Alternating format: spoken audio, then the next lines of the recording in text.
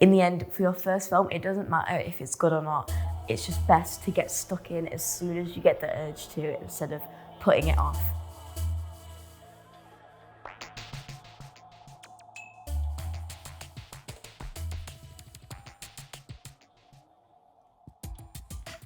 Hi, I'm Grace, and today I'm going to share with you some hacks about making your first short film. Can I start that again? One of my first cameras was given to me by my granddad because he used to be a photographer. My family have always been interested in photography, and I think my inspiration for videography and filmmaking kind of stemmed from the photography aspect. I absolutely love behind the scenes footage, particularly the Lord of the Rings and The Hobbit behind the scenes footage. There's so much of it for free on YouTube.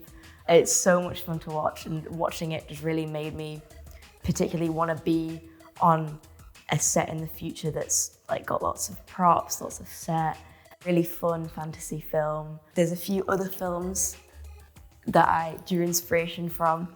I have these mementos of kind of films that I really like to remind me about them. A Quiet Place, I love the suspense that it uses and how it so effectively uses a lack of sound and ambient sound to create tension. It's a Wonderful Life. I love Christmas films. Again, I just love films that have heartwarming messages, even when the main characters go through hardship. I also really like the Lego Batman movie. I love films that are just fun, and again, even though it's a family kids film, it has a really nice message about friendship. I think I've got a few ideas. I'm kind of thinking about where to start. This is the notebook that I originally wrote my first idea for No Dice in, on the very first page. As you can see, it's pretty messy. It's not streamlined at all. It's just a bunch of chaotic notes. Some resources that I've used in creating my scripts. Celtex is a free software, and I use it to write No Dice. But I would definitely recommend Celtex for people that have never written scripts before. It's really good for getting to know the formatting. I think learning the formatting can be really, really tricky, and I wouldn't have gotten anywhere if I didn't have these free softwares there to help me. One thing that I'd recommend that would help you write your script is, for example, this, Books on Screenwriting. This one is Advanced Screenwriting, Raising Your Script to the Academy Award Level by Linda Sager. For example, this one is really helpful for exploring narratives and different endings, making a scene. There are so many really good screenwriting books out there, and they're really helpful. No idea is too messy. Everyone has to start from somewhere. You can make your film in whichever way that you want, even if it seems messy to other people. As long as it's something you enjoy and you are excited about, then that's all you need for it to be a good idea. One thing I do to prepare myself to be in that directorial role, I just kind of talk to myself in the morning. I go through the lines that I might say when directing. For example, cut, quiet on set.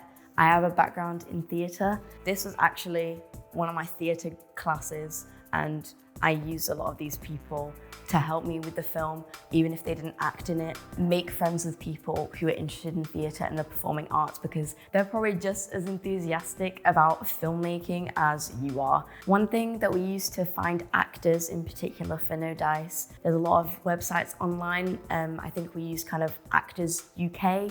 A lot of adjacent websites like that have profiles where you can filter people by location, age. We use that website to kind of streamline the age range of people in our local area that were willing to act in the script. I'm gonna do that again.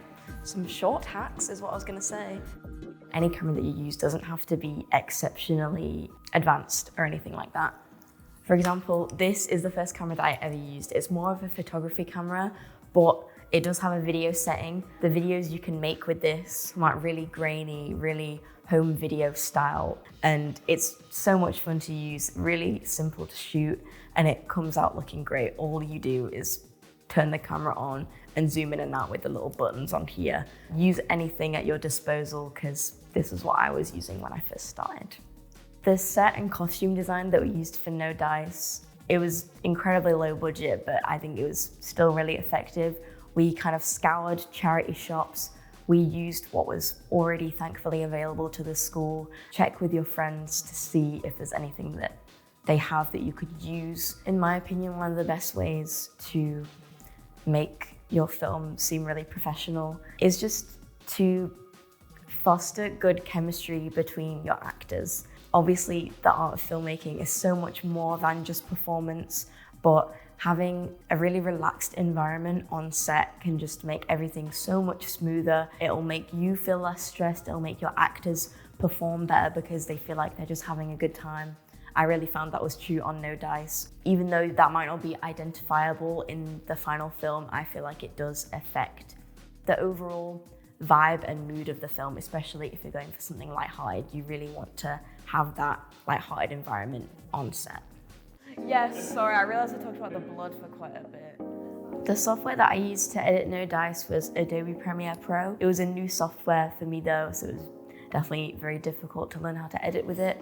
But even before that, if you're not somebody who can get access to softwares like that, before I made No Dice and I was making my own silly little projects, I would use things like CapCut, A-Light Motion for more graphics-based things. For example, if you're wanting things that incorporate more text and more graphic design or drawings, and like A-Light Motion is really, really cool.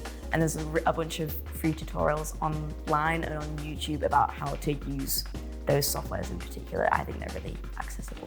Particularly for the VFX for No Dice, we were able to, again, use a lot of softwares that are available online.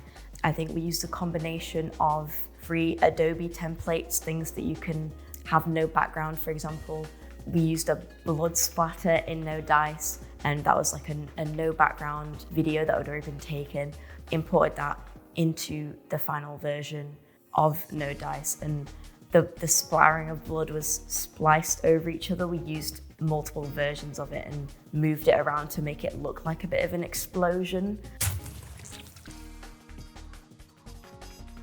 That was easy. Again, there's so many online softwares, a site called Compositing Academy and another one called artlist.io.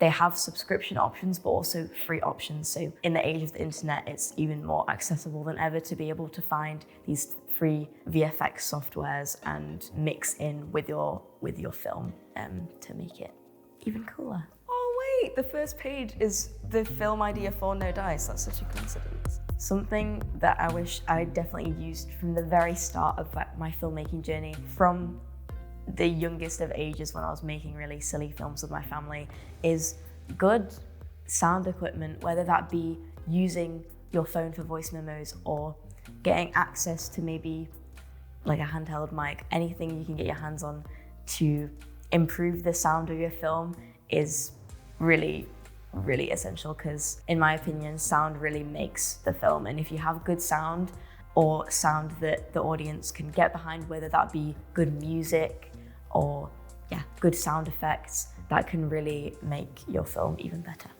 Yay! One piece of advice that I would give to my younger self for making my first film would just be to just do it. In the end, for your first film, it doesn't matter if it's good or not. It's just best to get stuck in as soon as you get the urge to, instead of putting it off. Learning by experience is the best thing that you could possibly do. So as soon as you get the urge to make a film, just go ahead and do it.